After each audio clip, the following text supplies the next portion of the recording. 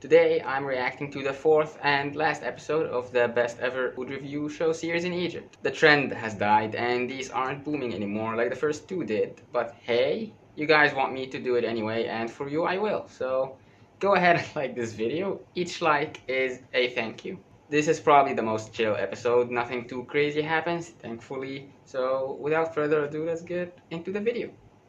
Egypt. Sheesh. I can't say it's my favorite country. Gee, I wonder why. It's not exactly laws here. I can't say things here have gone smoothly. I will never come back here again. But I can say with confidence that today is my last day. Oh man, I wish I could say the same. Leaving the bustling cityscape of Cairo and heading into the desert was one of the best choices I've ever made. This is a place, in Arabic I can't pronounce it, but in English it means difficult place. I have no idea what he's referring to here. I even asked a friend and they also didn't know, so I'm just gonna let it be, but he should have tried and said it anyway in Arabic. Like, we don't care if you butcher it, just try and say it anyway. I would have loved to correct it and show the proper pronunciation. Oh well, moving on.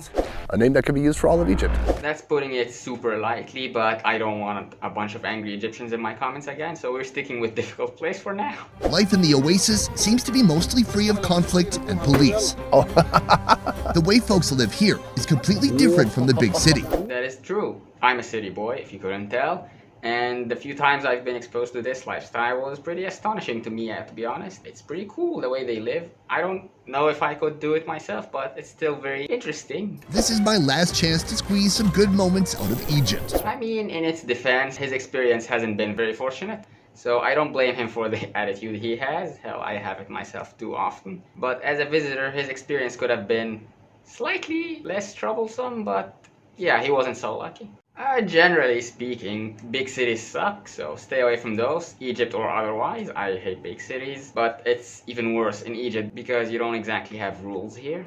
With an Egyptian farmer. We're gonna see how he lives, what he eats, and hopefully, no police. We'll see. Is this how it feels to be black in America? Was that okay to say? Am I gonna get cancelled? It's a joke, sorry. Moving on. We are here. We're inside the farm. This is one of his compounds, a place where he cooks and hangs out during the day. This is the gentleman himself. Assalam alaikum. Oh, he said welcome. He didn't say welcome, he said wa alaikum assalam, which is the response you give to assalamu alaikum, which is basically the same but reversed to like counter it. Assalamu alaikum, peace on you, wa alaikum assalam, and upon you, peace. For those of you who don't know, Assalamu alaikum is the Muslim greeting. What you say instead of hi, basically. Meet Ahmed, a villager who's dedicated his life to the sun, wind, and sands of the desert. This is fantastic. I'm so excited to be here because we're going to see a very unique way of life. And it starts here with his breakfast. That thing looks like a zir, but upside down and broken to make a hole. A zir is like this giant clay pot or tube thingy they used to cool water in because the clay isolates it. I'm guessing he had it and it broke and he put it to this use. It won't surprise me if he recycled it after it broke. Simple life like this is pretty much all about self-sufficiency. Render down lamb fat in a blazing hot wood fire. Then add tomato. Then green bell pepper. Season with salt, pepper, cumin, and cook until a sauce forms. That is dish one. This sauce is also used to cook a bunch of other stuff with it. You can put any other kind of vegetable in it. In the second dish, he has the same vegetables, but he adds one ingredient I've never seen before. Come take a look. This round-shaped biscuit is called kish, an Egyptian ethnic food that's been eaten for thousands of years. It's super hard. It's basically a fermented wheat milk mixture that's been sun-dried until it's dehydrated and hard. I've never had this, but it reminds me of cereal after you leave it out for too long and it gets all dry. It's so interesting. It's super hard, grainy, but it has a cheesy taste to it too. Have you ever left cheddar cheese out on the counter for too long and it's dried out a little bit, but you ate it anyways because you're an animal like me? No, I have not, so I can't exactly relate. It tastes a little bit like that. And so of course, he doesn't eat it like this. He mixes it in with these other vegetables. It's gonna kind of rehydrate it, bring it back to life. Break the kish into smaller chunks, then cook with tomato and green bell pepper. Season with salt, pepper, sugar, and cumin. Now, a third dish is being prepared by Ibrahim. I am here with Ibrahim. He's also making some breakfast too. This is fool. Oh, he wants to feed me already. All right, thank you. Oh, that's good. Yeah, fit. Tasty. That's This is what we saw, I think, one of the first places we went to in Cairo. What's interesting is when you start having the same type of food in different places or regions, everyone can make it a little bit differently. Yeah, as I said when I was reacting to that episode, food is pretty handy. You can cook it a million different ways and they all taste unique and good in their own way. Well, some of them taste good. Most of them, not some, most of them, but I have had pretty bad food before. Good morning. My man here going on a small rant about saying Bismillah ar-Rahman ar-Rahim before eating, which is like in Allah, the Merciful's name. And that's something they do here. Before you eat, you say this, so the devil doesn't eat with you. Supposedly, if you don't, he eats with you. I wasn't kidding when I said they say this before literally anything. Muslims have something to recite before almost any activity they can possibly be doing. But you don't have to remember all of them. You can just say Bismillah. Never go wrong with it. This looks incredible. This is just breakfast and it's so many different items. This is called sun bread. I'm told this bread is kind of cooked half in the sun and half in the oven. Just like with the Egyptian bread, they use that as the utensil. Full? I'm gonna start with that. How do you say delicious? لذيذ. Ladith. I'm gonna work my way up to the kishk, but this one is شحم الطماطم. shamak the mountain. So like you're not scared to try and say that, but you were scared to pronounce the place's name? Come on, man. Give us something here. That's outstanding. It's like the world's best marinara sauce. The sun bread is awesome. It's like half stale, half crispy, but it's the perfect vehicle for all these foods. What's your favorite thing here? نعم ربنا كلها حلوة. All the gifts from God are good. Good answer. If I was asked that, I would probably never know. I'm pretty bad at picking favorites, so that's a clever answer. Not gonna lie. This is the one I've been wanting to try. The kishk. It tastes a little bit cheesy when I had it in its raw form. Let's try it out now. Oh, that's awesome. This is so good. It's hard to put my finger on it though. I mean, it has the tomato, some fresh vegetables. Oh God, how do you explain that? The texture is like a coarse oatmeal, but the flavor is just something completely unique. There's some acid from the tomato and then a lot of richness from the milk in that bread. It's confusing, but it's really good. Is this a normal breakfast? Is this how you'd usually start out your day? الحمد لله. Okay, I think this guy understands English but doesn't know or doesn't want to speak it because so far he's been responding in Arabic to his English question, which is fine. There's a translator there anyway, so this would be much smoother than him trying to speak in broken English. Like a handful of comments I have been getting on my videos in the past from Egyptians trying to speak English and ending up not making any sense. I know Arabic, you can talk to me in Arabic, it will save us both a lot of trouble, okay? It's okay if you don't know English, you can talk in Arabic, it's not a shame or anything, it's your language. So I noticed there's no meat here. Do you have a meal where you usually eat meat? اللي هو الغداء غداء. Lunch. Which animals do you eat? الغنم. The sheep. How often are you eating the sheep? على طول احنا بنتبع على Quite طول. often. Because we prefer to eat our own food. We don't want to get from anywhere else. That's a lot than the guy said in Arabic, but it is the case, so I'm just gonna guess they cut that part out. Far from modern conveniences or really modern anything, life out here is all about self-sufficiency. So farming and raising cattle are essential trades. What did I say earlier? For farmers out here, what is the most lucrative endeavor? الاثنين لابد يكون في التوازن He بين. said both. The balance is important, otherwise this imbalance will force you to need things from other places and so on. I agree. When all of them are needed, then they are all equally important. These men don't actually live here. Their homes are further into the village. This is a separate space for their cattle. This is the farm behind me now. Almost all the animals are kept within these brick walls. Let's go inside and check it out. First, what we see, the cows. I want to pet you.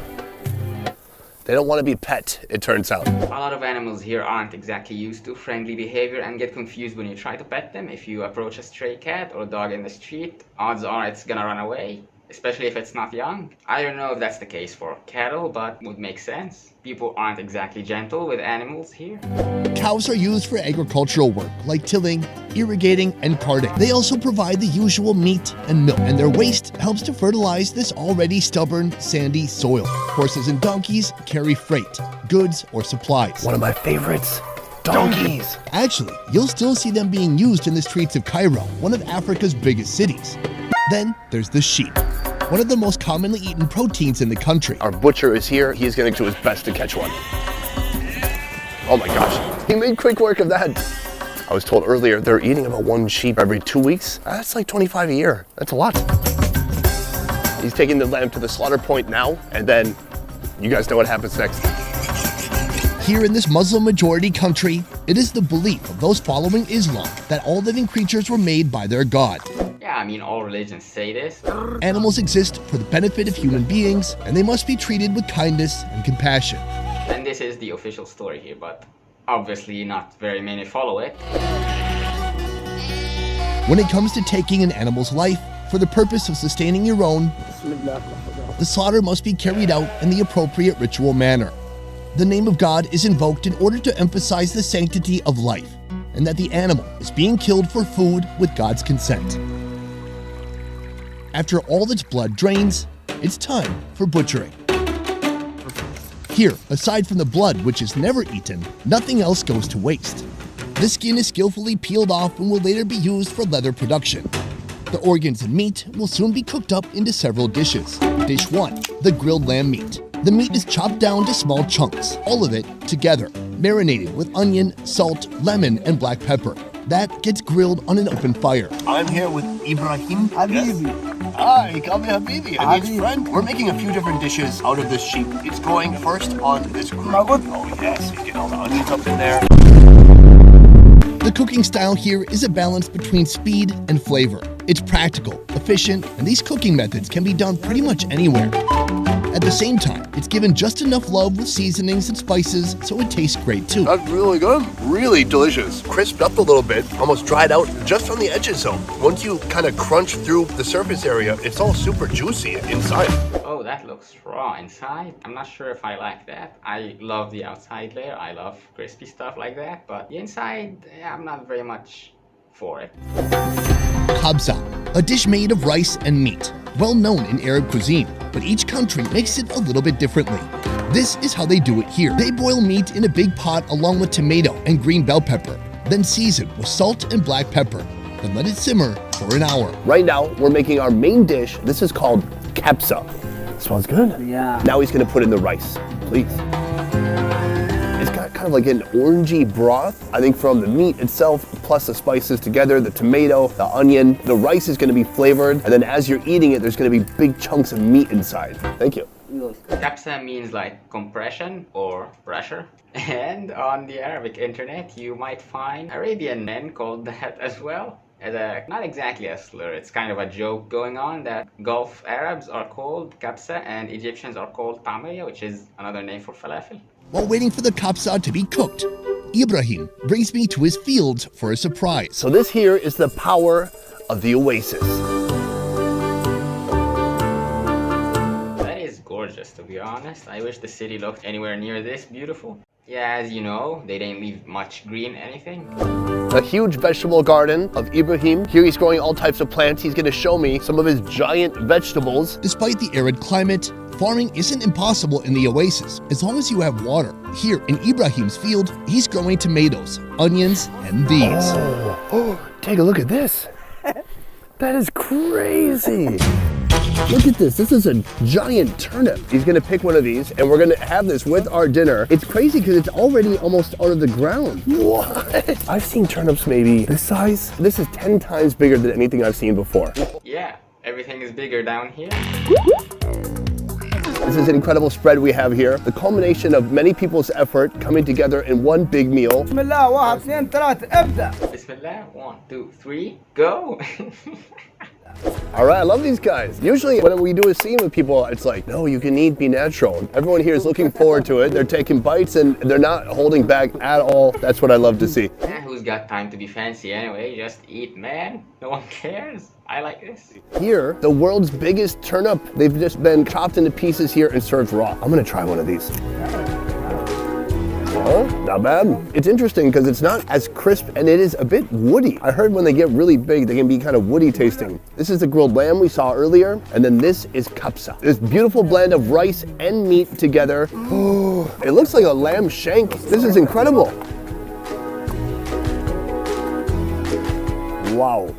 That is delicious. The lamb itself is super tender, juicy, protein. It's just falling off the bone. You really get the full flavor of the actual lamb. Mix that with some rice.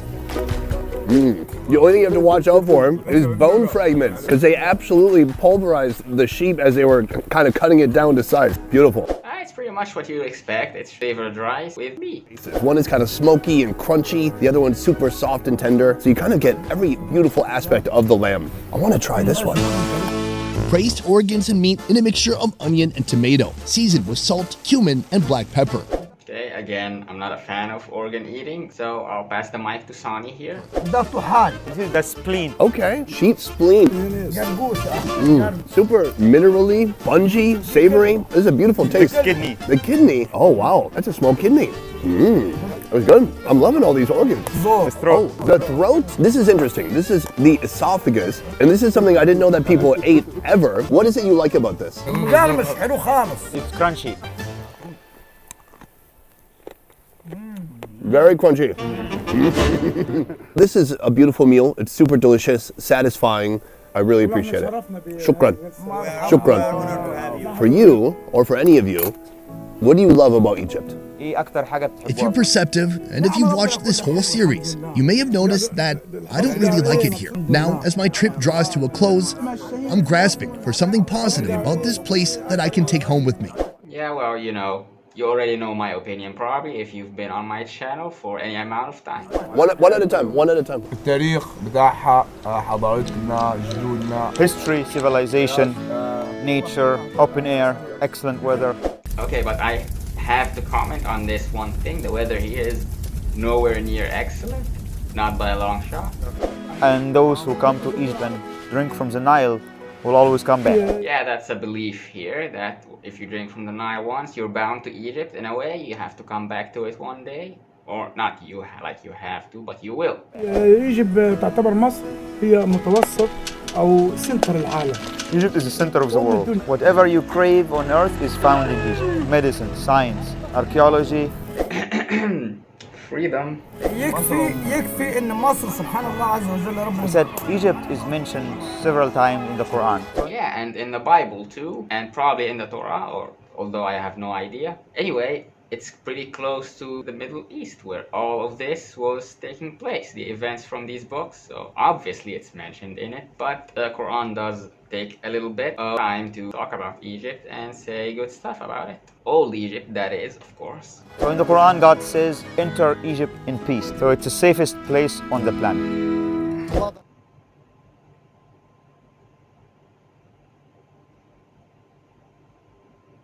I don't need to fall in love with every place I go. Every minute we're shooting in the city, we're looking over our shoulders. I don't really like it. And my point of view, even though it echoes from a large platform, it's still one among millions. Keep rolling, but be less obvious. People in Egypt have gone through a lot, especially in the last 10 years. Awesome. If things are gonna indeed change for the best, it's gonna take time. And when it happens, or if it happens, I won't be here to see it. Probably because he's gonna be dead by that time because it's not happening soon, I'm afraid. Today's gonna be brutal. I have no idea what to expect. It's gonna be bittersweet. It's sweet because we're getting out of Cairo, and I can't wait to be literally anywhere else but Egypt. But it's bitter because it is uncertain whether we're gonna get back the roughly $10,000 to $12,000 worth of gear that the government officials here thought it was appropriate to take from me. In the end, after one more hellish series of interactions with airport authorities, I'm finally given back my hard drives, batteries, lights, and cameras that they took from me on the first day. Hey, a happy ending. Kind of. That's actually pretty nice. You weren't supposed to get it. If you were an Egyptian, I'm betting you wouldn't, so that's pretty good. In true Egyptian fashion, they treated me like a criminal to the very end, walking me to my gate and ensuring I didn't open any bags before entering the plane. Yet you managed to get these shots anyway, so that proves my point that they're super easy to trick. When the airplane wheels finally lifted off, well, that was one of the best moments I'd experienced since I got here. Hopefully I'll get to experience it too myself one day. Okay, so that concludes the series. My thoughts? It's a pretty good series.